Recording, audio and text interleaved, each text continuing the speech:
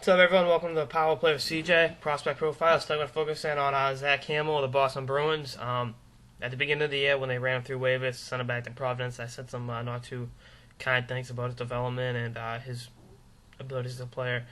And I kind of regret that to see him play. On Tuesday night, he really didn't impact the score sheet, but had a great compete level, won battles along the boards, and he's great at drawing penalties. Him and Benoit Pouliot, who has also been labeled a bust by many people, have been two of the Bruins' best players doing that this year, at just drawing penalties, keeping your feet moving, making the hustle plays to make winning games easier, if you will. Only has two assists in 12 games this season, but has 14 points in 25 games in Providence, and he's what was he? The eighth overall? Yeah, eighth overall in '07. And for a while, the Bruins organization, and still is really, when you think about the depth up front they've had, that really hasn't given them a chance to blossom. Not only in the NHL, but especially the top six, which is a guy like that has tremendous skill. You want to see him playing alongside other skill guys. And it's been kind of a tough break with the Bruins organization, having Krejci, Bergeron, a couple years ago, Mark Savard, even Sagan, another one, that kind of blocks him from having a consistent roster spot, and it's too bad. He's got great playmaking ability. He led the Western League in assists his draft year. I think he had 93 points that year. So, and like I said, the offensive numbers are there. It's just a matter of getting a fair chance in the NHL. He hasn't really lit up pro hockey, especially in the AHL, and I think that's one thing that kind of,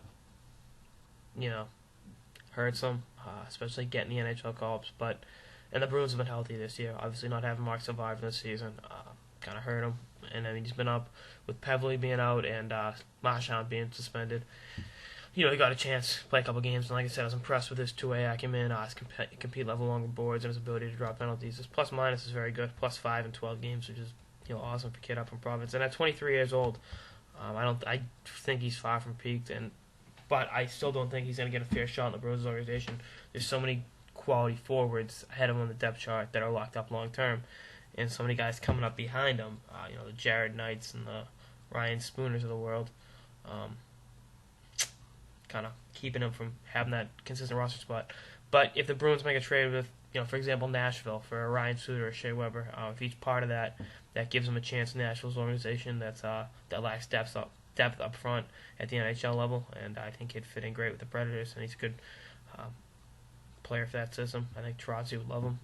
He can kill penalties, do all the intangibles, win faceoffs, and he's been under a lot of scrutiny since he's been drafted because he was a high pick of the that was real. Actually, people realize it was Shirley's first draft pick as a Bruins GM.